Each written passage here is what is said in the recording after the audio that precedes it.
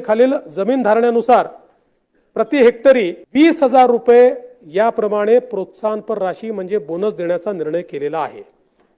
मागच्या वर्षी 20,000 दिला होता, याही वर्षी आम्ही 20,000 रुपये। मित्रांनो, स्वागत आहे आपल्या किसान राजा युट्यूब चॅनलमध्ये। चॅनलच्या माध्यमातून आपल्यासाठी घेऊन आले मोठी अपडेट। 1 जानेवारी पीक विमा जमा होणार, सरसकट पीक विमा जमा होणार। पीक विम्याचे 17,000 रुपये पेमेंट स्टेटस असेल चेक करा। अमरावती असेल, लातूर असेल, बीड असेल, सर्व जिल्ह्यांमध्ये सरसकट 17,000 रुपये लगेच खात्यात चेक करा। आपले पैसे आलेले आहे। आज 1 जानेवारी सर्व ठिकाणी महाराष्ट्रामध्ये पीक विम्याची रक्कम जमा होणार आहे।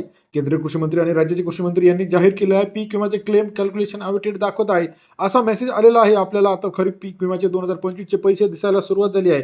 17,000 ते 35,000 रुपयेपर्यंत पीक विमा सर्व शेतकऱ्यांच्या खात्यावरती जमा होणार आहे। 1 जानेवारी पासून पैसे देण्यास सुरुवात होणार आहे। नवीन वर्षामध्ये सर्व शेतकऱ्यांना एक आनंदाची बातमी दिलेली आहे।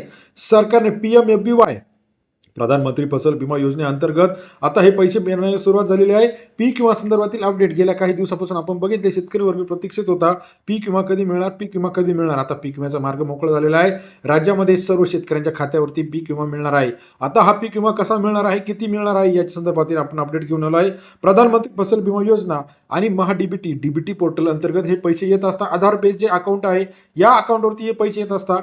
सर्व शेतकऱ्यांच्या खात्यावरती 17,000 ते 25,000 30,000 पर्यंत ही पैसे रक्कम आपल्यापर्यंत येत असते। आपण जर बघितलं तर आता 2022, 23, 24, 25 या 3 ते 4 वर्षांचे सर्व शेतकऱ्यांचे पैसे पेंडिंग आहे। जे शेतकऱ्यांना अजूनही पैसे आलेले नाही, आता अतिरिक्त निधी सरकारने मंजूर केलेला आहे आणि जो क्लेम अवेटेड दाखवत होता आता तो क्लेम सँक्शन दाखवत आहे आणि पैसे यायला सुरुवात झालेला आहे। ही सर्व माहिती जी आहे आपल्याला प्रधानमंत्री फसल बीमा योजना या अधिकृत वेब संकेतस्थळावरती म्हणजे PMFBY या संकेतस्थळावरती आलेले आहे। ज्या शेतकऱ्यांचं KYC पेंडिंग असेल त्यांचे पैसे आलेले नाही, आता पुन्हा एकदा पैसे चालू झालेले आहे आणि याच्यामध्ये 15,000 ते 35,000 पर्यंत लातूर जिल्हा असेल, अमरावती जिल्हा असेल, नागपूर जिल्हा असेल, वाशिम जिल्हा असेल, हिंगोली जिल्हा असेल, त्याचबरोबर अमरावती जिल्हा असेल। काही ठिकाणी 17,000 रुपये आहे, काही ठिकाणी 25,000 30,000 पर्यंत पीक विम्याची रक्कम आता यायला सुरुवात झाली। गेल्या काही दिवसापासून शेतकरी वर्ग मोठ्या प्रमाणात प्रतीक्षित होता, कारण अतिवृष्टीमुळे यावर्षी जवळजवळ 50% क्षेत्रफळाचं आपल्याला नुकसान पाहायला मिळत आहे। नुकसानीनंतर आता हे पैसे कसे येणार आहे, किती निधी येणार आहे हे बघणं गरजेचं आहे।